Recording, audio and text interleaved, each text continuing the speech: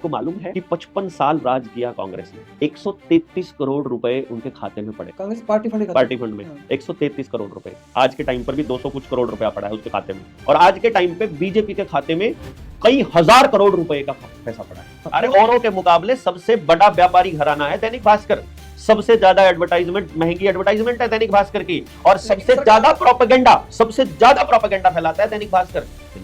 करती होगी सरकार, कोई अच्छा काम करती होगी? बोलते आप नहीं बोलते हो तो मैं क्यों बोलूं, बताओ। बोले सरकार कुछ अच्छा काम कर तो एहसान करती है क्या? अंदर, हर एक के अंदर। और कमाल की बात यह है, आज तक किसी मीडिया हाउस, जिसकी आप मीडिया हाउस की बड़ी तरफदारी कर रहे हो ना मीडिया की, आज तक आपने किसी अखबार में, किसी टीवी चैनल पर भारतीय जनता पार्टी के दफ्तर के अंदर की वीडियो या फोटो देखी होगा? सकल घरेलू उत्पाद तो बढ़ रहा है, सकल घरेलू बढ़ रही है हरियाणा की। जीडीपी इसलिए बढ़ रही है क्योंकि जीडीपी को दिखाने वाले जो आंकड़े हैं वो ऑनलाइन ट्रांजैक्शन में दिखाते हैं। अगर आप सब्जी वाले से 2 रुपए कैश दे करके सब्जी ले लोगे तो जीडीपी नहीं बढ़ती है, और अगर ऑनलाइन ट्रांजैक्शन करते हो तो जीडीपी बढ़ती है। यदि आप गांव के स्कूल में पैदल चले जाओगे और बिना पैसे के पढ़ाई करोगे तो जीडीपी नहीं बढ़ती है।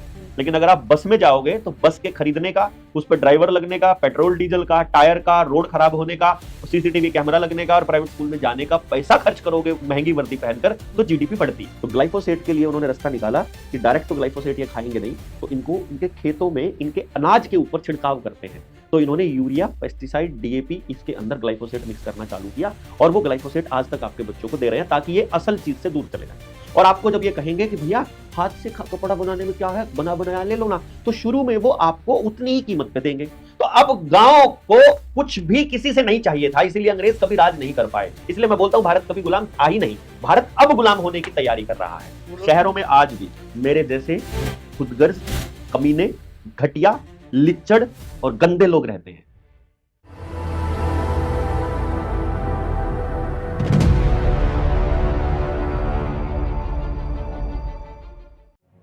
हरियाणा में हरियाली बढ़ रही है, ऐसा दिया हुआ था। और जो उत्तर प्रदेश है उसमें पर्यटन बढ़ रहा है, उसमें पर्यटन बढ़ रहा है। और हरियाणा में वो भी हरियाणा चौथे नंबर स्थान पे है प्रति आय में, तेलंगाना पहले नंबर उसमें पे, तेलंगाना पहले नंबर पे दिखाया हुआ है।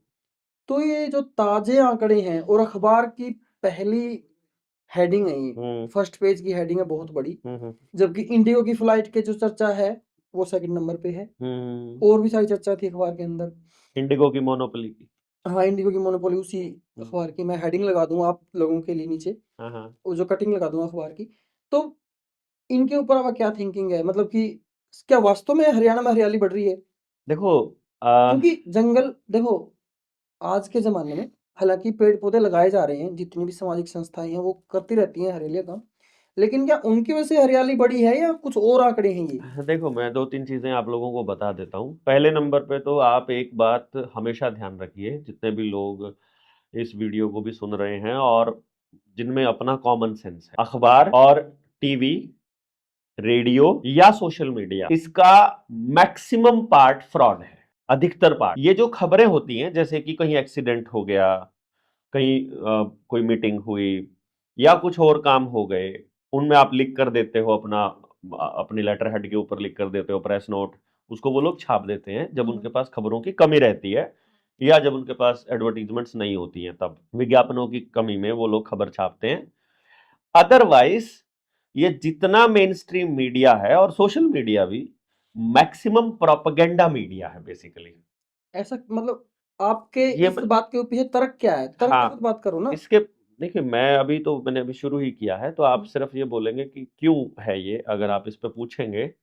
सबसे पहले आपको ये देखना पड़ेगा कि आपने ये, सबसे पहले इसको देखना पड़ेगा कि ये कब बने हैं, ये मीडिया हाउसेस जो हैं वो कब बने हैं, अखबार कब आए हैं और क्यों आए हैं। 1870 में, 1876 में, 1890 में अखबार आए हैं, और अंग्रेजी के अखबार आए हैं। भारत में पहली बार जब अखबार आए, अंग्रेजी के अखबार आए, हिंदी का एक भी अखबार नहीं था।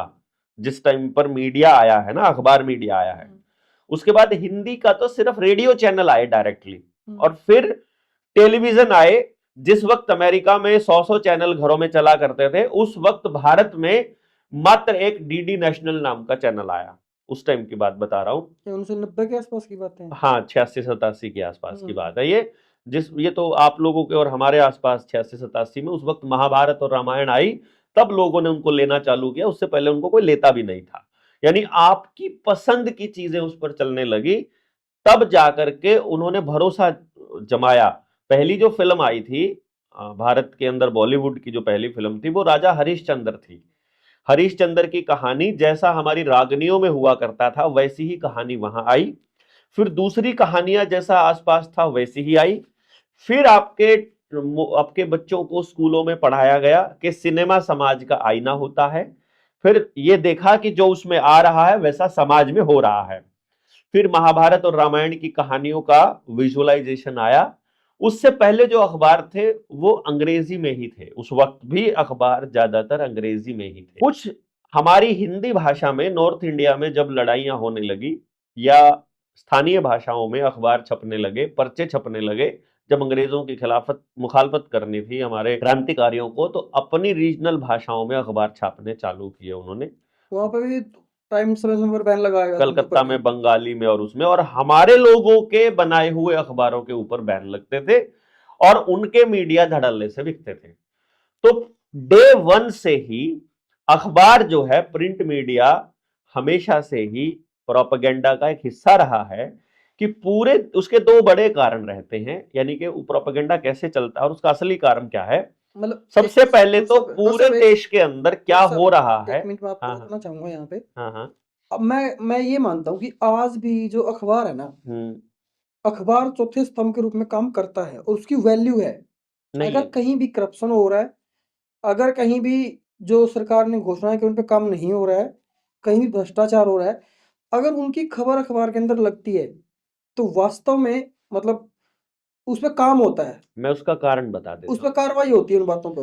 मैं उसका कारण बताता हूँ क्या होता है। मैं अभी उसके ऊपर ही आ रहा था। पहले मैं आपकी बात का जवाब दे देता हूँ। मैं आपकी प्रोपेगेंडा के बात के ऊपर मैंने बात बोली। मैंने भी यही कहा है, वो इसीलिए होता है, उसके ऊपर चर्चा इसीलिए होती है क्योंकि वो लिखित है और वो एक बार लिखा गया तो वो लिखा जाता है और वो परमानेंट लिखा जा चुका है।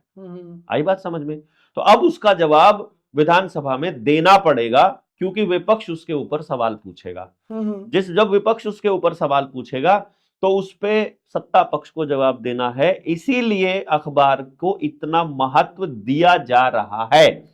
लेकिन मूल में आपको फिर जाना पड़ेगा उसी तरीके से कि अखबार बना क्यों था, अखबार छापे क्यों गए थे। शुरुआत में उसके दो बड़े कारण थे। अंग्रेजों को जब भी पूरे देश के अंदर अपनी कोई बात पहुंचानी है एज अ प्रोपेगेंडा, जैसे आज के टाइम पे सत्ता पक्ष, मैं ये नहीं कह रहा हूं कि देश के अंदर जो मौजूदा सत्ता पक्ष है, राज्य का भी अपना एक सत्ता पक्ष होता है और वहां अलग अलग पार्टियों की सरकारें हैं और हर राज्य अपने राज्य में चलने वाले अखबारों को और दूसरे मीडिया हाउसेस को एडवर्टाइजमेंट देता है।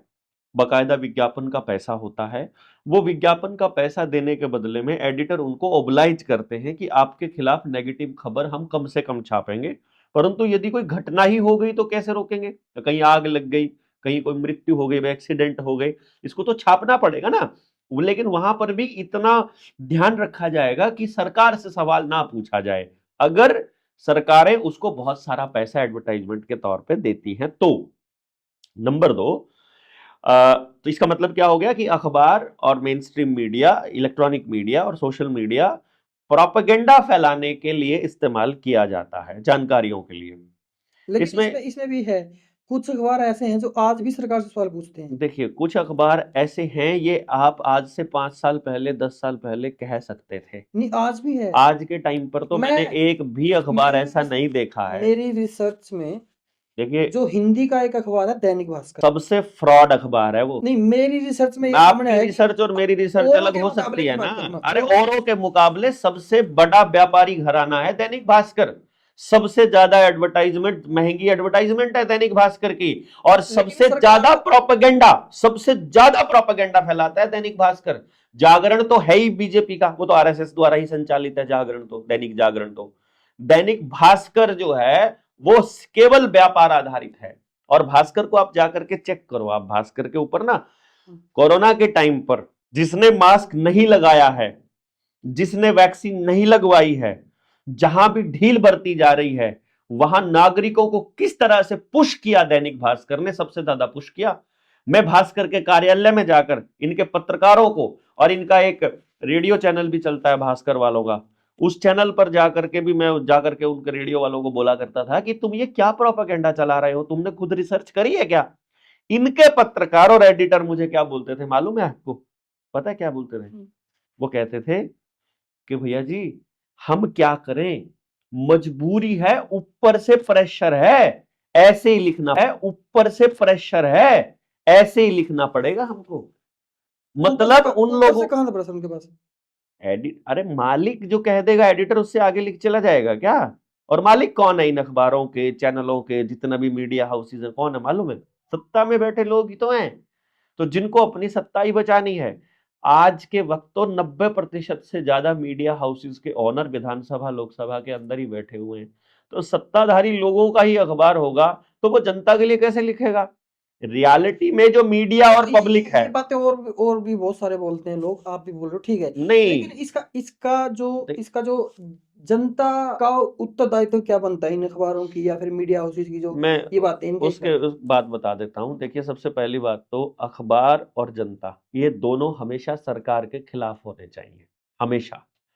जनता भी खिलाफ होनी चाहिए? जनता भी हमेशा सरकार के खिलाफ क्यों? होनी चाहिए। उसका कारण क्या है कि जनता ने आपको वोट दे दिया, वोट देने के बाद अपना अधिकार उसको दे दिया हमारे लिए, अपने लिए पॉलिसी बनाने के लिए। अब सरकार की, जैसे मुझसे कई बार लोग कह देते हैं कि आपको सरकार के काम में कभी भी अच्छाई नजर नहीं आती है क्या? मैंने कहा आती हो, करती होगी सरकार, कोई अच्छा काम करती होगी। बोलते आप नहीं बोलते हो, तो मैं क्यों बोलूं बताओ? बोले सरकार कुछ अच्छा काम कर तो एहसान करती है क्या?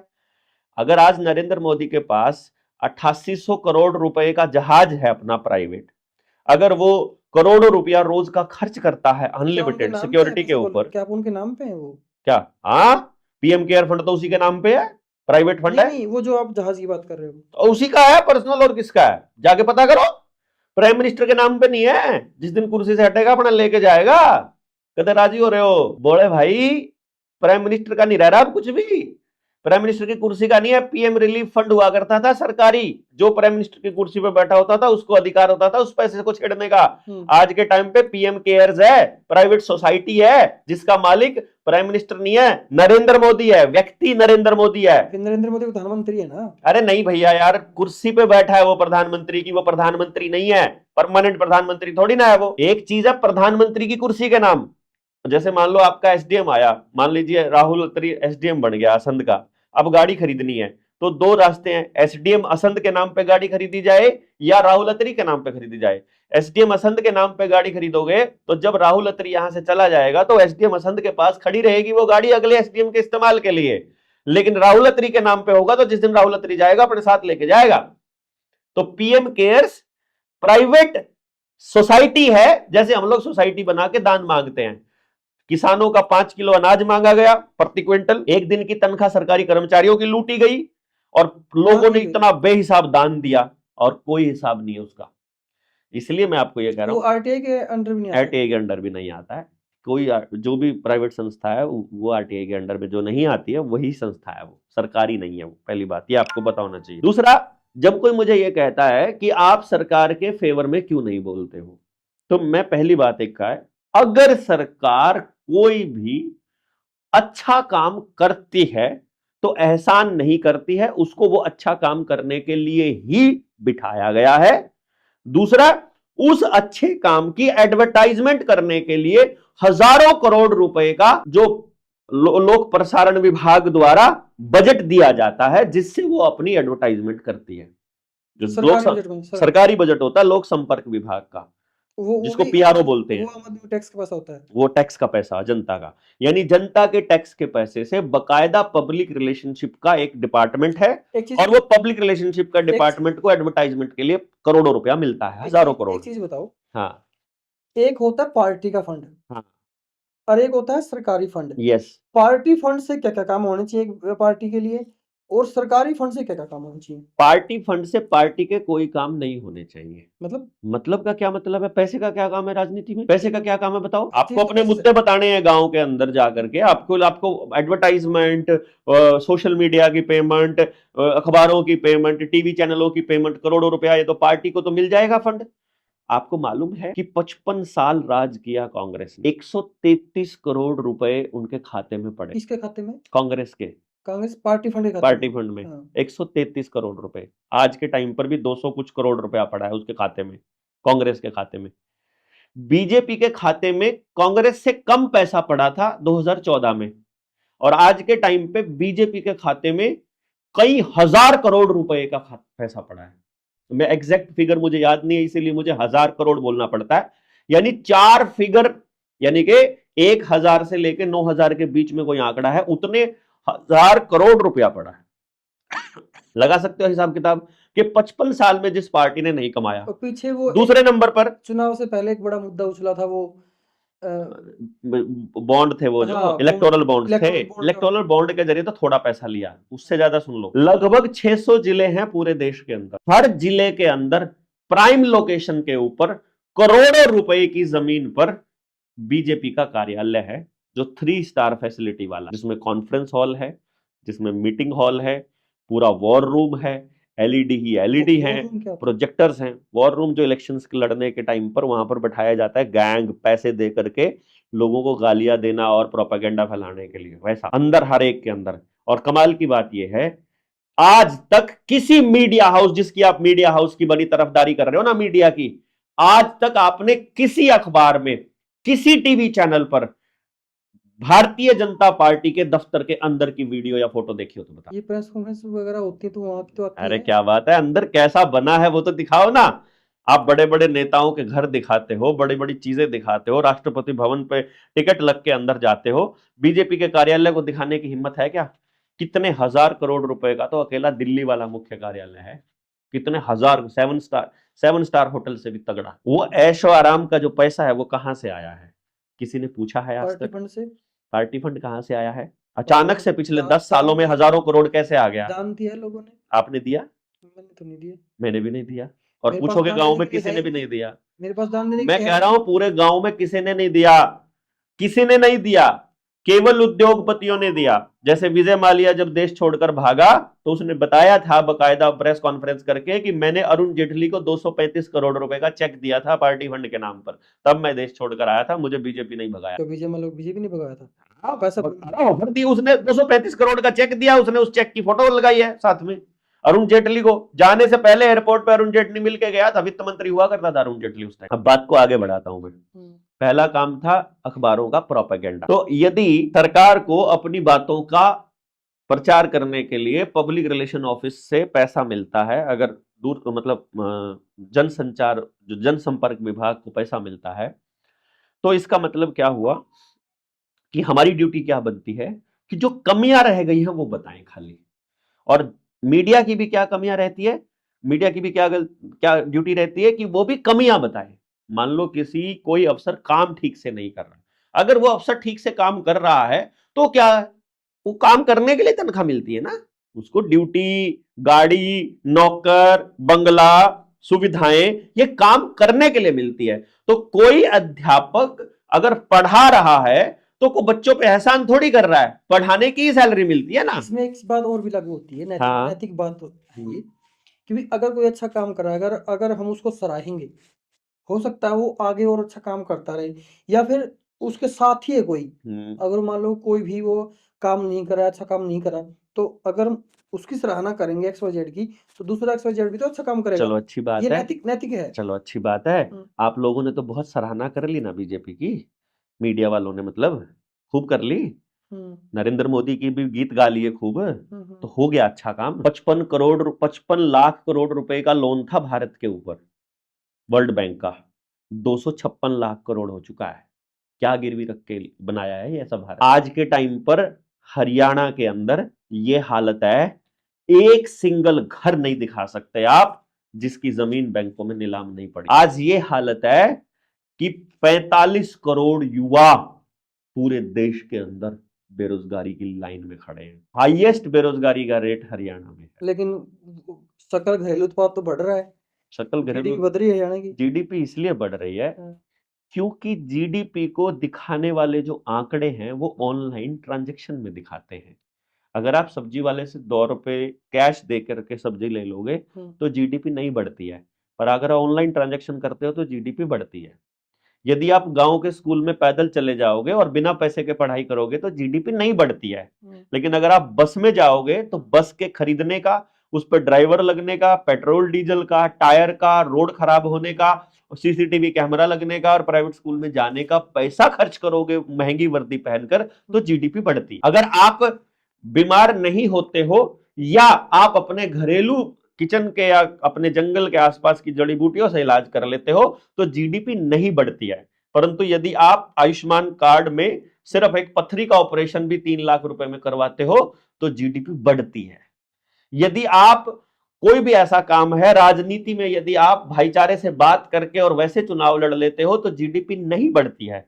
परंतु यदि हजारों करोड़ रुपया खर्च करते हो तो जीडीपी बढ़ती है। जीडीपी यदि आप पंचायती व्यवस्था में समाज का भला करते हो, सुबह शाम झगड़ा हो गया, उस झगड़े को पंचायत करके निपटा दिया, पैसा खर्च नहीं हुआ, तो जीडीपी नहीं बढ़ती है। वहीं पर अगर पुलिस वहां जाएगी, अपना खर्चा लिखेगी, फिर उसकी मुकदमा होगा, फिर उसका खर्चा लिखा जाएगा, फिर कोर्ट में जाएगा, फिर उनके कोर्ट के वो लिखेंगे, फिर एफिडेविट छपेंगे, फिर जज वहां जाएगा, तो जीडीपी बढ़ती है।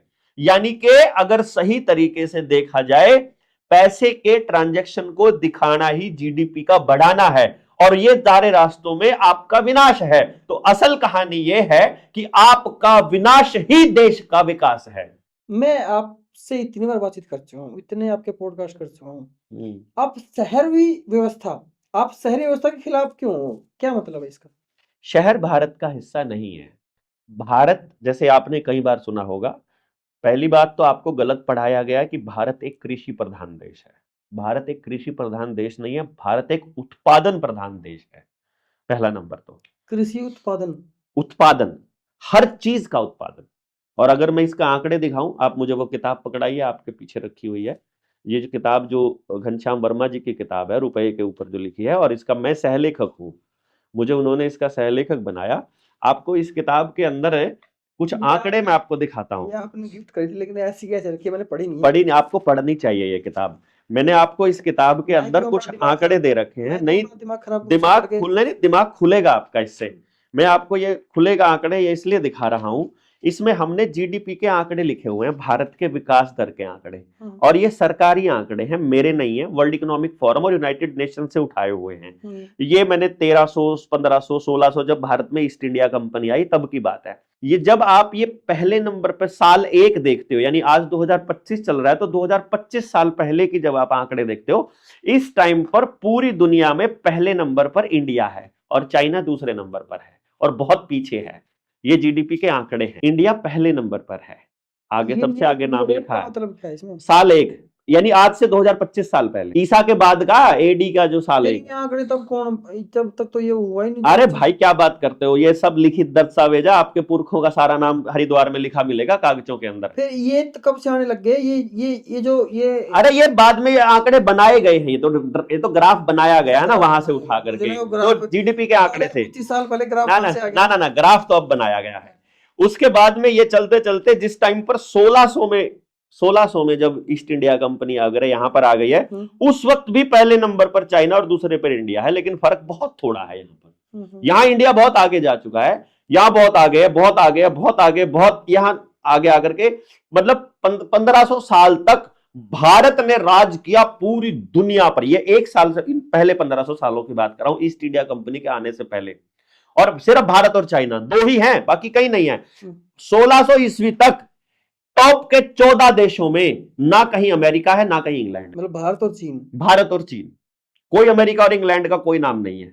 ठीक है, फिर जब ईस्ट इंडिया कंपनी का राज चालू होता है और उन्होंने व्यापार चालू किया, अब यहां क्या क्या है, मसाले भारत में, कपड़ा भारत में, सब कुछ भारत में है, और पूरी दुनिया की जीडीपी का 25% अकेला भारत है उस समय। हाँ, पूरी दुनिया की जीडीपी का। और ये तब है जब भारत के लोगों का सारा काम फ्री में चल रहा है।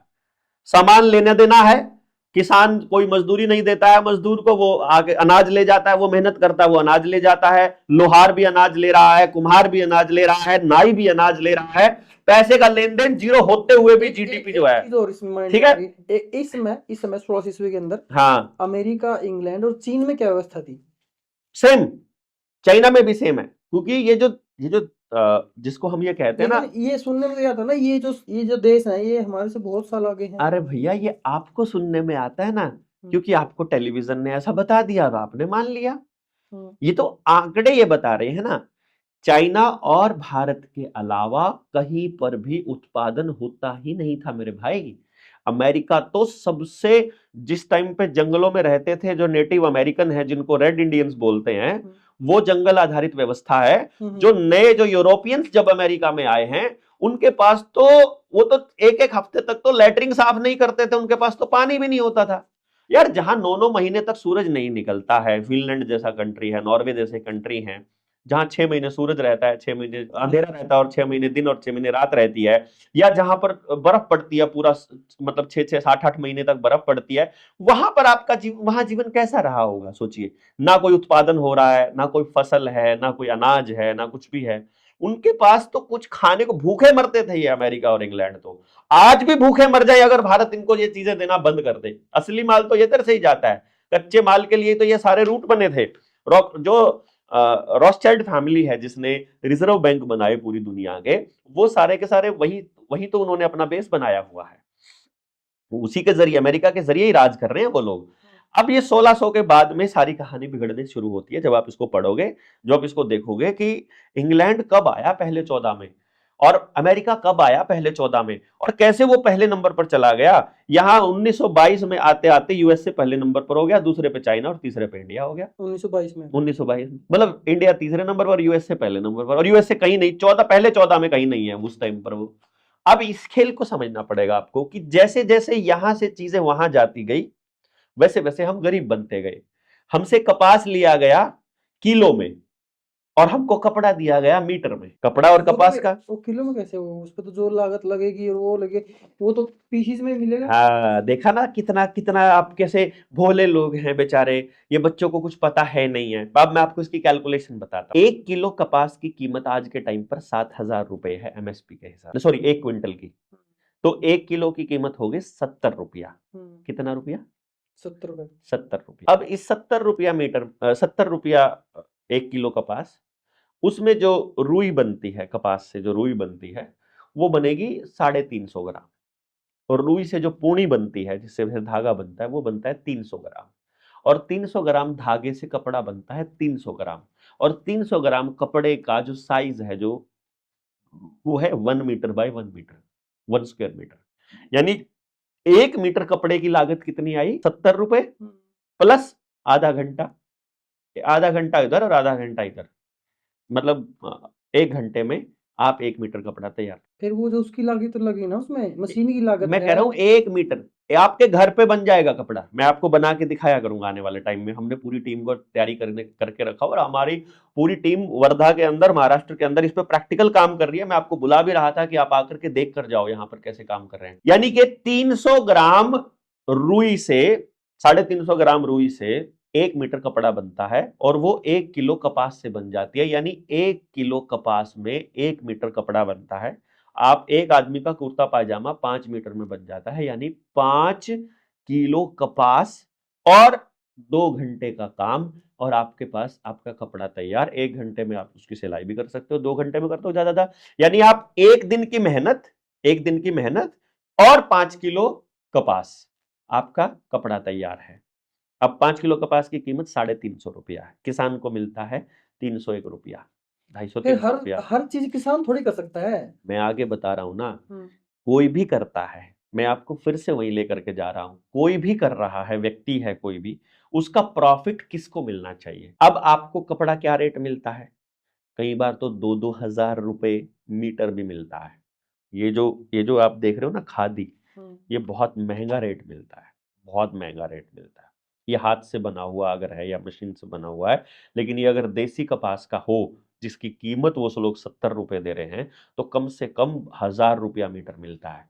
यानी जिस कपास का किसान को मात्र 300 रुपया मिला है, उसी कपास का जो कपड़ा है उसे 5000 रुपए। यानी सेम किसान अपनी कपास उगाकर यदि किलो में उसको दे रहा है और उससे प्रोसेस करके उससे कपड़ा ले रहा है उसके बच्चे के लिए, तो वैसे लूट रहा है।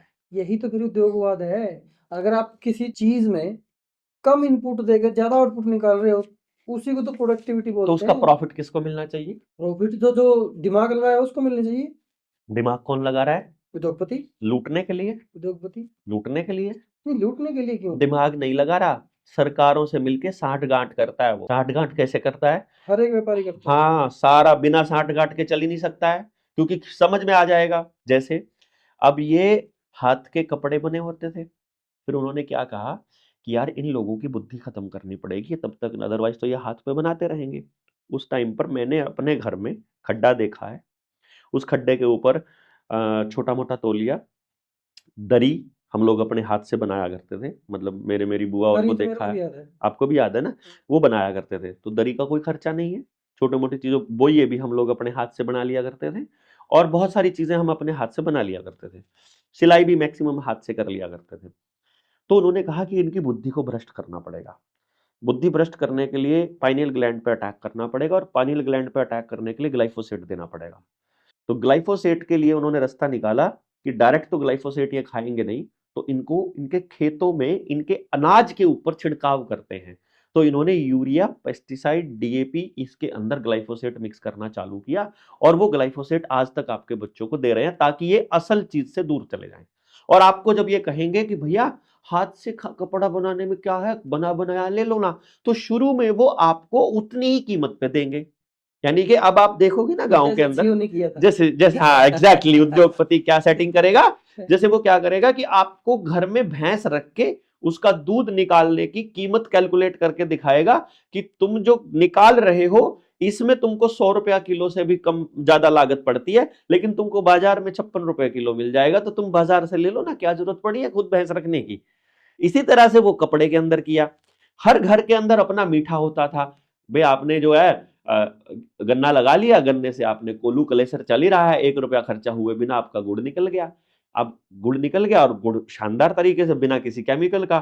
तो अब उनको लगाने थे वहां पर अपने शुगर मिल, क्योंकि कैंसर भी देना है शुगर मिल के जरिए, चीनी के जरिए इनको रिफाइंड करके। तो अब अगर शुगर मिल लगाना है तो कलेसर बंद होने चाहिए। तो एनजीटी बना दिया उन्होंने, नेशनल ग्रीन ट्रिब्यूनल, और उन्होंने कहा तुम्हारा जो कोलू है ना इससे बहुत धुआं निकलता है, जैसे आजकल पराली जलाने से वो निकलता है ना, तो बोले कि तुमको ये कोहलू अगर तुम चलाओगे तो तुम्हारे ऊपर मुकदमा हो जाएगा, क्योंकि तुम पर्यावरण प्रदूषण कर रहे हो। और हमारे लोगों ने सोचा सरकार का आदेश है तो मानना पड़ेगा, और वो कोहलू बंद करके मिल चला दिया। अब मैं आपको थोड़ी सी बात बताऊं कि गन्ने से मीठा बनाने में, चाहे आप भट्टी चलाओ शुगर मिल की, चाहे आप चलाओ कोलू की, आपको उतनी ही ऊर्जा खर्च करनी पड़ेगी। तो इसका मतलब उतना ही पोल्यूशन होना है, उतनी ही गर्मी बढ़नी है, उतनी ही ग्लोबल वार्मिंग होनी है। लेकिन ये चीज हमारे पढ़े लिखे लोगों ने अपने गांव को नहीं समझाई, इसीलिए कोहलू खत्म हो गए, शुगर मिल आ गया, साथ के साथ कैंसर भी आ गया।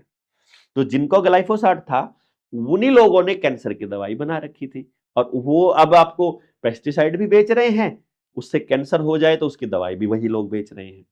फिर उसके बाद उन्होंने कहा कि कुम्हार, इनके घर पे तो मिट्टी के बर्तन हैं, ये तो लोग कुम्हार के साथ इनकी सेटिंग है। अगर तो कोई भी एक्टर इस वीडियो को एड करा तो कैंसर को बीप कर दे। नहीं, कोई जरूरी नहीं है, कुछ नहीं होता। और दूसरा नंबर पे मैं आपको बता रहा हूं कर दियो भाई, तू कर दियो। और दूसरी बात मैं आपको बता रहा हूं कि जब उन्होंने ये आपके बर्तन बदलने थे, क्योंकि बर्तन में आपको एल्यूमिनियम देना है, एल्यूमिनियम हैवी मेटल है, आपकी वैक्सीन्स में भी दिया जाता है एल्यूमिनियम। एल्यूमिनियम जिसकी बॉडी में जाएगा वो आदमी 50 के बाद में हार्ट अटैक होना भी तय है। इसलिए आपने देखा होगा जब पहले शुरुआत में जो गांव में जो बुजुर्ग थे उन्हीं को हार्ट अटैक होता था, और वो भी वही लोग थे जिन्होंने ग्लूकोज चढ़वाई हो या इंजेक्शन लगवाए हो बुखार में या किसी और चीज में। केवल इंजेक्शन लगवाए हुए लोगों को ही जल्दी हार्ट अटैक हुआ है। जो लोग डॉक्टर से बचे रहे वो आज भी 90-90, 100-100 साल के अभी जिंदा हैं, जो अभी तक डॉक्टर से बचे हुए हैं। यानी डॉक्टर असल में आपको बीमारी दे रहा है, वो आपका इलाज नहीं कर रहा है, जो एलोपैथी वाला है, इसको हम उल्लूपैथी बोलते हैं। इसलिए फिर आपको मैंने बताया, अब उनको ये कुम्हार थे, ये खत्म करने थे। तो उन्होंने कहा कि भैया तुम्हारी जो भट्टी है कुम्हार वाली, ये बहुत ज्यादा पोल्यूशन फैला रही है। इधर तो वो भट्टों के लिए ठेका और पैसा और सब्सिडी दे रहे हैं, और इधर से कुम्हार की भट्टी को खत्म कर रहे हैं। तो कुम्हारों का जीना मुश्किल हो गया, उनके ऊपर एफआईआर होनी चालू हो गई। तो कुम्हारों ने बर्तन बनाने बंद कर दिए, तो कंपनियों के बर्तन आए। पहले इधर हमारे को जबरदस्ती हमारा जीवन मुश्किल किया, फिर कंपनी ने अल्टरनेट दिया और फिर हमें कंपनी के अल्टरनेटों के ऊपर निर्भर होना पड़ा, और ये सारा काम अखबार और मीडिया के माध्यम से हुआ। इसीलिए मैं इस प्रोपेगेंडा गैंग को बोलता हूं कि भैया इसका काम ही प्रोपेगेंडा फैलाना है, झूठे आंकड़े देना है, क्योंकि आपने आपके बच्चों को रिसर्च करना तो सिखाया ही नहीं। फिर लोगों को इंफॉर्मेशन कैसे मिलेगी? पहली बात, आपने आज तक जितनी इंफॉर्मेशन ली है उसका किया क्या? ये एग्जाम है, मान लो जनरल नॉलेज के, सही एग्जाम का किया गया है?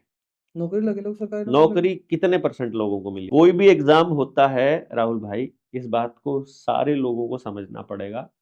कोई भी एग्जाम है, जितनी सीट है और जितने एलिजिबल कैंडिडेट हैं, यदि उनका प्रतिशत निकाला जाए तो पास परसेंटेज 0.01% के बराबर जैसा मिलेगा। इसका मतलब वहां फेलियर की गारंटी 99.99% से ज्यादा हो सकती है। 0.1% से फालतू बच्चा कभी पास नहीं हुआ एग्जाम में। यूपीएससी का एग्जाम लगा लो, क्लर्क का एग्जाम लगा लो, टीचर्स का लगा लो, फौज का लगा लो, पुलिस का लगा लो, जिसका मर्जी लगा लो, ग्रुप डी का लगा लो, 0.1% से ऊपर बच्चा पास नहीं होगा। इसका मतलब फेल की गारंटी 99.9% है। तो आप एक ऐसे काम के पीछे दौड़ रहे हो जिसमें फेलियर की गारंटी 99.9% है। ये अजीब नहीं लगता हमको? और अगर जनसंख्या इतनी है ना। अच्छा, जनसंख्या बहाल है यार, जनसंख्या इतनी कितनी है? जनसंख्या पूरे विश्व में भारत दूसरे नंबर पर है। ठीक है, हम जनसंख्या पहले नंबर पे भी आ अच्छा जाए। अच्छा 130 करोड़ लोग। चलो, हर 30 आदमियों पे, हर 30 बच्चों पे एक टीचर चाहिए। ये तो हमने बात कर रखी पहले। नहीं, हर 30 बच्चों पे एक टीचर चाहिए, हर कुम्हार को 30 घर चाहिए, हर इलेक्ट्रीशियन को 30 घर चाहिए, हर आदमी को अपने जीवन यापन के लिए मिनिमम 30 घर चाहिए। आप किराने का सामान बेचते हो, आप घड़े बेचते हो, आप नाई का काम करते हो, आप कुछ भी करते हो, यदि आपके पास इस पूरे समाज से 30 घर हैं तो आपका जो भी स्किल है उससे आप अपना जीवन यापन बड़े आराम से कर सकते हो। डॉक्टर साहब, सिर्फ 30 परिवारों का एक संगठन। जमाना इतना आगे निकल चुका है, आप सिर्फ जीवन यापन की ही बात कर रहे हो। जमाना बहुत पीछे जा चुका है, आगे नहीं जा चुका है। बताऊं कैसे? जिसको आप पुराना जमाना कहते हो ना, उस पुराने जमाने में लोग हंसी से, मस्ती से जीते करते। आज के टाइम की तरह डिप्रेशन और टेंशन नहीं थी। जिसको आप पुराना जमाना कहते हो, बीता हुआ जमाना कहते हो, उस टाइम पर आपकी बेटी रात को 10 बजे भी गांव में बाहर भी टॉयलेट जाती थी ना, अगर गांव के बाहर भी अगर टॉयलेट जाने का अरेंजमेंट है तो भी माँ को चिंता नहीं होती थी कि वो बाहर जा रही है। उसको पता था पूरा गांव उसे अपनी बहन और बेटी मानता है। आज के टाइम पे पड़ोस के पड़ोस में ब्याह होते हैं और बाप अपनी बेटी का बलात्कार करने की खबरें आपको देखने को मिल रही हैं। नहीं मिल रही है तो बता दो। पुराने टाइम में जिसको आप बीता हुआ जमाना बोलते हो ना, पूरे गांव में डॉक्टर की जरूरत नहीं होती थी, कोई बीमार नहीं पड़ता था। और आज के टाइम पे कोई घर नहीं है, अरे वैद्यों के पास जाना ही महीने साल 6 महीने में एक बार कोई जाना होता तो जाना होता था, वरना बुखार और खांसी के अलावा, जुकाम के अलावा तो कोई बीमारी नहीं होती थी। और ये बुखार, खांसी और जुकाम सारी की सारी बीमारियां फ्रेंडली डिजीज है, ये होनी चाहिए शरीर का प्रतिरोधक क्षमता बनने के लिए। कैंसर नाम की कोई बीमारी नहीं थी, टीबी नाम की कोई बीमारी नहीं थी, पोलियो इनकी वैक्सीन ने दिया, अधरंग इनकी वैक्सीन ने दिया, पैरालिसिस इन्होंने दिया, और आपका हार्ट अटैक इन लोगों ने दिया, कैंसर इन लोगों ने दिया। ये सारी बीमारियां, अब एडीएचडी आ गई है, डिसलेक्सिया आ गया है, ऑटिज्म आ गया है, ये भी इनके बच्चों को लगने वाली वैक्सीन ने दिया।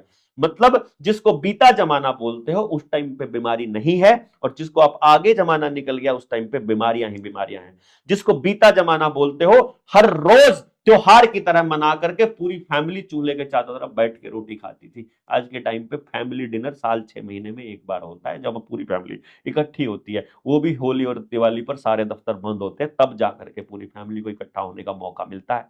जिस टाइम पर आप बीता जमाना बोलते हो, किसी आदमी को अगर अब गांव में आकर के शिफ्ट होना है, हर घर 1 ईंट 1 रुपया देके उसका घर बनवा देता था। आज के टाइम पर अगर आपका कोई बूढ़ा बुजुर्ग मर जाए ना, जिसके बच्चे विदेशों में बैठे हैं, अंतिम संस्कार करने भी कोई नहीं आता। आज के इस जमाने में जहां वीडियो कॉल का टाइम आ गया है ना, वीडियो कॉल पर अर्थियों को कांधा दिया जाता है, वीडियो कॉल पर आग लगाई जा रही है, वीडियो कॉल पर शादी ब्याह हो रही है।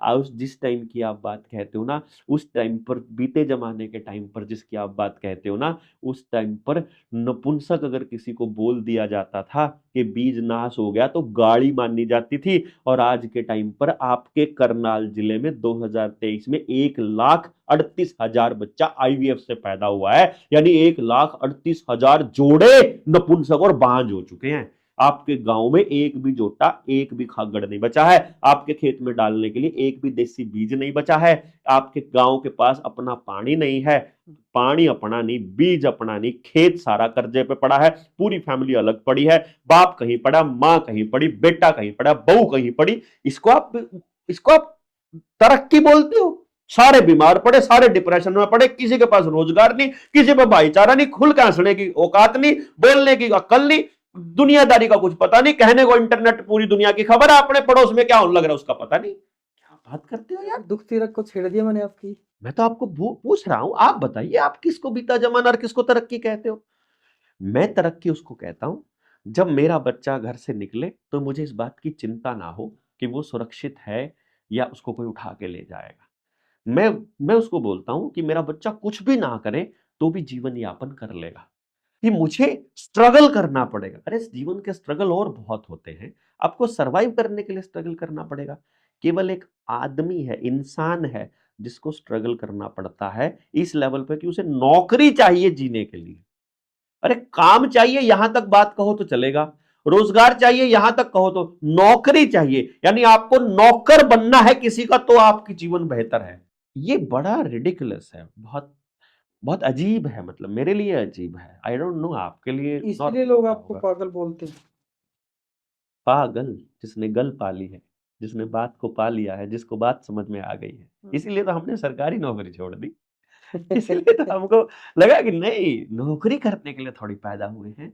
परमात्मा ने इतनी गजब की कृति बनाई है हमारा दिमाग, और हमको इच्छा शक्ति दी कि आप अपनी मर्जी से कुछ कर लो, लेकिन नौकरी में तो अपनी मर्जी से कुछ कर नहीं सकते, तो फिर हम पैदा ही नहीं हुए। फिर अगर हम ये कहें कि आदमी अपनी मर्जी से कुछ भी कर सकता है, ऐसा दिमाग दिया है हमें, चेतना दी है, इसका मतलब वो चीज खतरनाक है जहां हम अपनी मर्जी से ना कर पाए।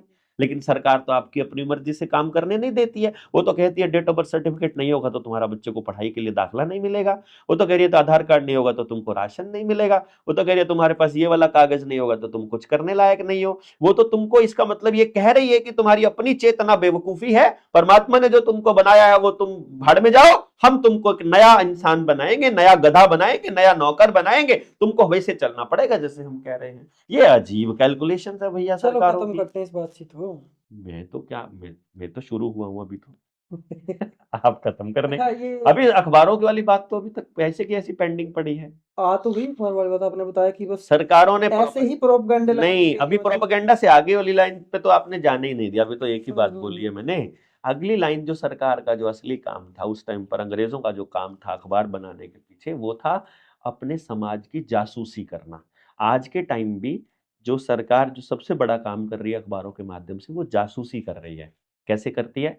जैसे मान लो किसी को अखबार में आने का शौक है, तो पहले अपना संगठन तैयार करेगा या कुछ भी नया कर रहा होगा तो वो अखबार में छपवाएगा, आज हमने यहाँ पर ये सारा काम किया और इसमें ये वाले लोग शामिल थे।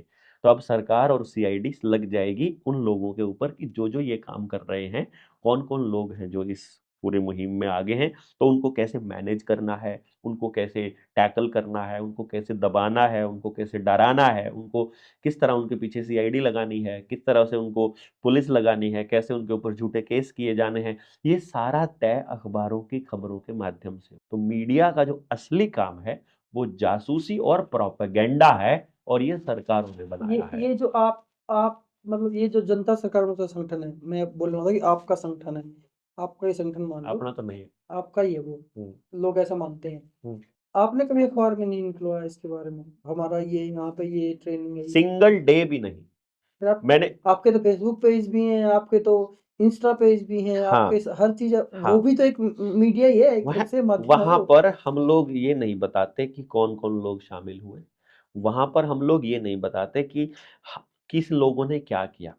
हम क्या बताते हैं, हम क्या करना चाहते हैं। हम ये नहीं बताते हमने ये कर दिया, हम उसके कोई गीत नहीं गाते। लॉकडाउन तोड़वाया, वैक्सीनेशन बंद करवाया, लोगों के घर बचाए, कितने लोगों के घर बचे, कितने लोग आत्महत्या से बचे, कितने लोगों को बीमार होने से बचाया, कितने बच्चों को वैक्सीनेशन से बचाया, कितने बच्चे डॉक्टर से बचाए। इन सब चीज़ों का ज़िक्र हम लोग नहीं करते।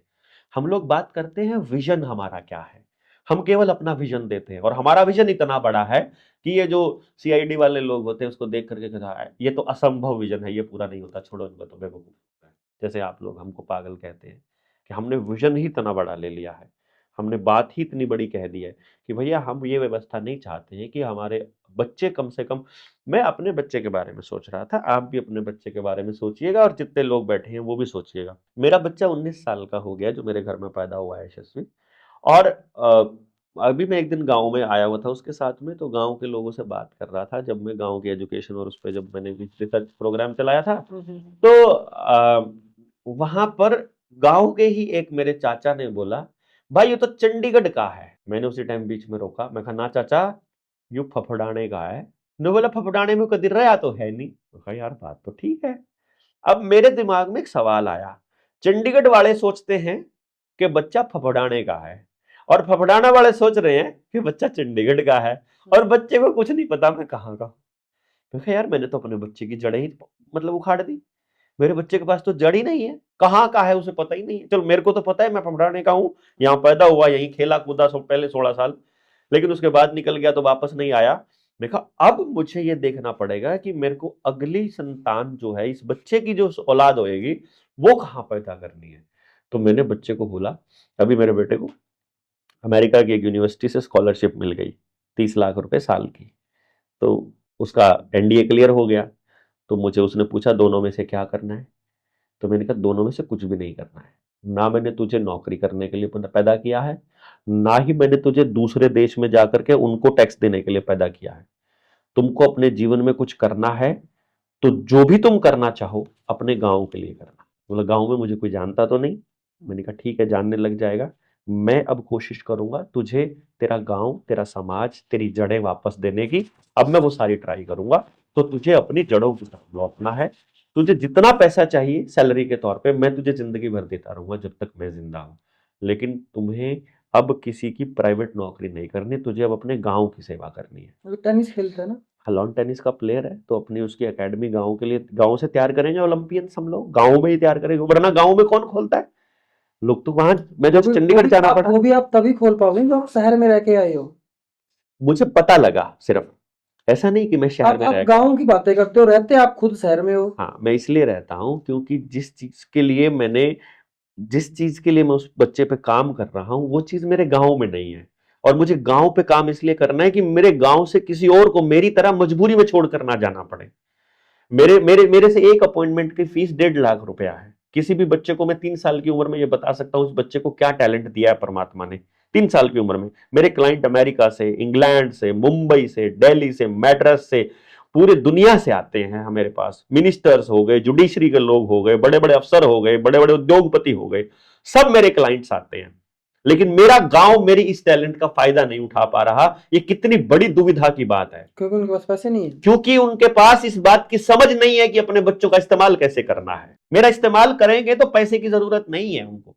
मैं गांव के लिए तो अपने आप को खुद मैंने फ्री छोड़ा है अपने लिए, कि मैं गांव के लिए फ्री करने को तैयार हूं। अगर गांव तैयार है तो मैं वहां धंधा नहीं करूंगा, मैं वहां बिजनेस नहीं करूंगा।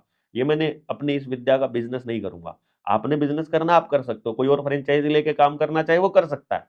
पहले तो 63 फ्रेंचाइजी थी 2016 में, पूरे पूरे भारत में 65 फ्रेंचाइजी हो गई थी, मतलब 2 और हो गई थी। सबके पैसे वापस करे मैंने, जिसके पैसे पूरे हो चुके थे उनको बोल दिया कि तुमने मेरे को 10.5 लाख रुपया दिया था, अब तुम 25 लाख कमा चुके हो, इसलिए अब तुम्हारा कांटा मेरा, अब तुम किसी और कंपनी से ले आओ, मेरा पुराने वाला सॉफ्टवेयर ले लो, एक्सपेंडिंग होराइजन्स के नाम से, मैं तुमको नहीं करूंगा। सब बंद करना पड़ा मुझे। क्यों करना पड़ा? क्योंकि बिजनेस को खत्म करना था मुझे। अगर सोसाइटी के लिए काम करना है तो मुझे अपना बिजनेस बंद करना पड़ेगा, क्योंकि फिर बिजनेस का लालच, क्योंकि अगर लोग बहुत ज्यादा जानने लग जाते हैं आपको, तो फिर बिजनेस भी आपका खूब बढ़ जाता है और फिर आपको सारा समय बिजनेस को देना पड़ता है। जब आप बिजनेस को समय देते हो आप समाज को समय नहीं दे सकते। इसीलिए मैंने ये कहा कि मैं तो मांग कर खा लूंगा अपने इस जीवन में, परंतु बिजनेस नहीं करूंगा, क्योंकि जब नाम हो जाएगा तो उस नाम का फायदा हमें और लोगों को देना है समाज के, बजाय इसके कि खुद अपना बिजनेस करो। इसलिए मैंने ये प्लान किया, ना मैं जमीन लूंगा, ना मैं मकान लूंगा, ना मैं दुकान खोलूंगा, ना मैं कोई सामान बेचूंगा अपने लिए, साथियों का बेचूंगा, आपका सामान बेचूंगा और किसका बेचूंगा, किसी का भी बेच दूंगा, अपना नहीं बेचूंगा। परसेंटेज नहीं लगते उसमें से? कोई परसेंटेज नहीं, कोई कमीशन नहीं, कोई फ्री भी नहीं। आप सैंपल भी दोगे तो भी पैसे देता हूँ। जितना रुपए का खर्चा हुआ है वो लोग मेरे से, तो मैं लूंगा, नहीं तो मैं नहीं लूंगा। कोई सेटलमेंट नहीं होती हमारी, कोई वो नहीं होती। हाँ, इस बात की गारंटी मांगता हूँ कि भैया चीज सही जाएगी, ओरिजिनल चीज जिसकी हम कह देंगे ओरिजिनल चीज होगी तो जाएगी।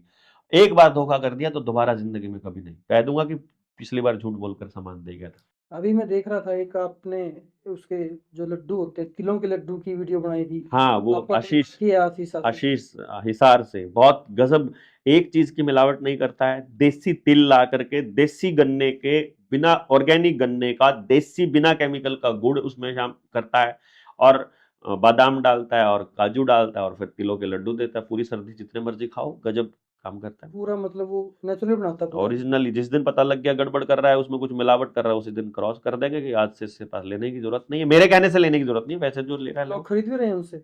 हम्म, प्योर चीज है वो, क्योंकि प्राकृतिक। प्योर है ना। एक बार जो खा लेता है बार बार मंगवाता है। मेरे लिए मंगवा दो आप वहां से। बोल देंगे, कोई बात नहीं, आपके लिए। मेरे से पैसे लोगे? मैं थोड़ी लूंगा, उसका काम है, वो लेना ले, वो तो उसके ऊपर है भैया। आप उसको बोल सकते हो ना। मैं ले आऊंगा जिस दिन मैं तो है, मेरे पास गाड़ी में रखे हैं, मैं अभी खिला दूंगा। अभी खिला दिया मेरे। क्या है नाम उसी जो जिससे वो मतलब वो कर रहा है, वो बैल जी? बैल जी, उसके बैल। ब्रांड का नाम बैल जी है। एडीआर लाइव उसके चैनल का नाम है। आशीष, उसका फोन नंबर भी है, अगर किसी को लेना है तो मैं बोल भी देता हूँ, ताकि और अच्छी बात है, उसको फोन करेंगे तो मालूम पड़ जाएगा कि भाई हाँ मुझे मैसेज किया, हमारे हमारी हमारी एडवर्टाइजमेंट हुई।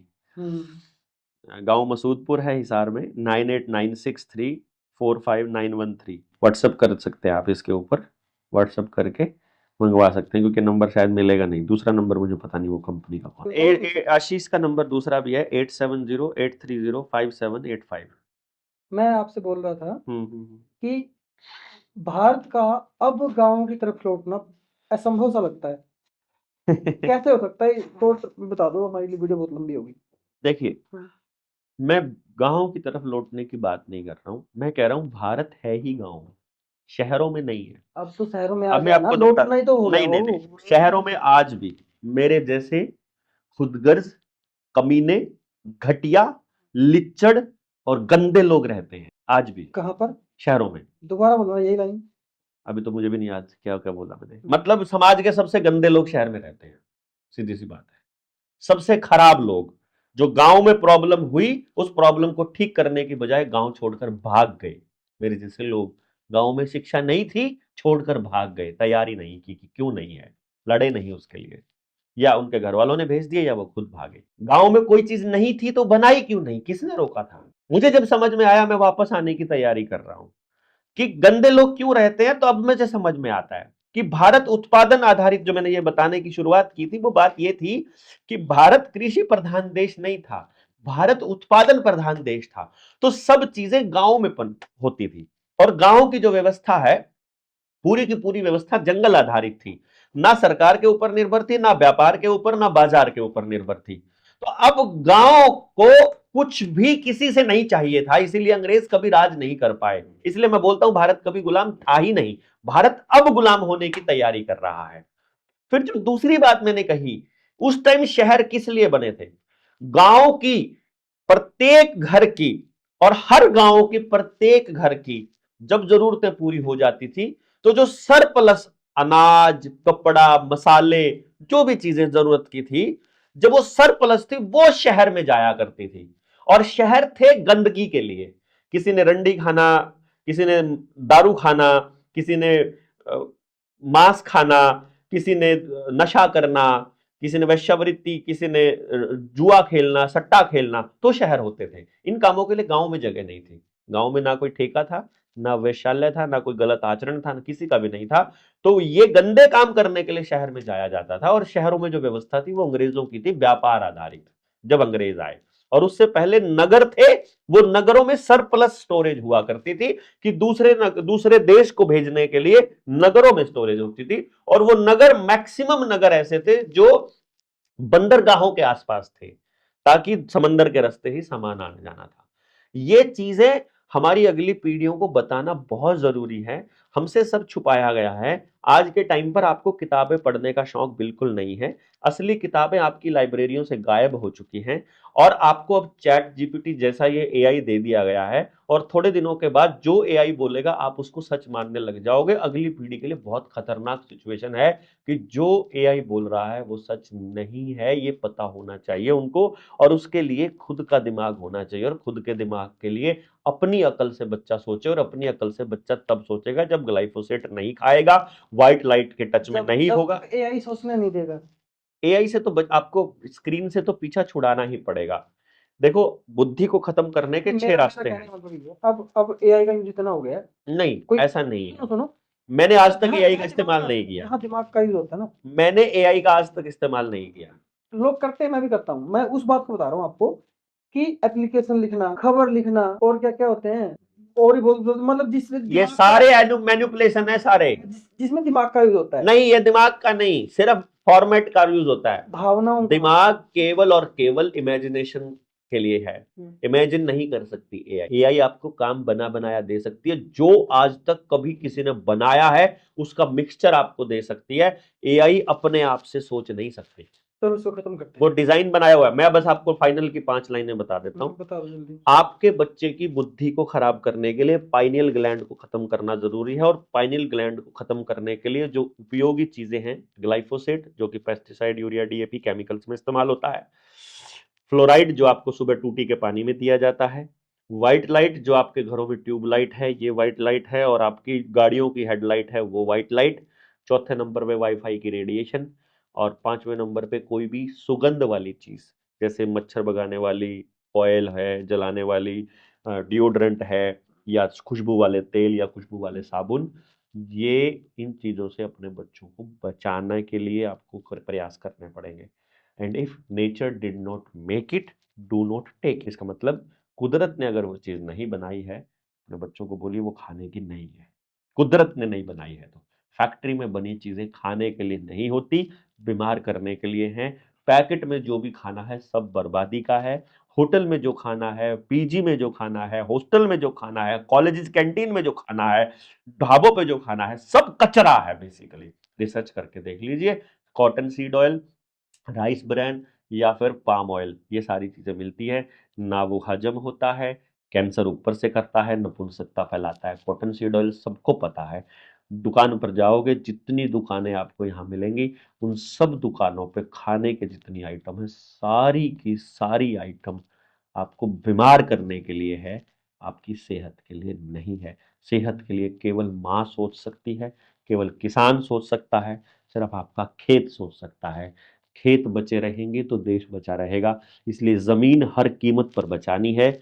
जमीनों को हथियाने के लिए वो लोग आ रहे हैं, प्रॉपर्टी डीलर्स को भेज रहे हैं, आपको मुंह मांगी कीमत दे देंगे, आपके खाते में पैसा आ जाएगा। और खाते का पैसा किस दिन इंटरनेट गायब हो जाए और किस दिन आपका खाता शून्य हो जाए कुछ पता नहीं चलेगा।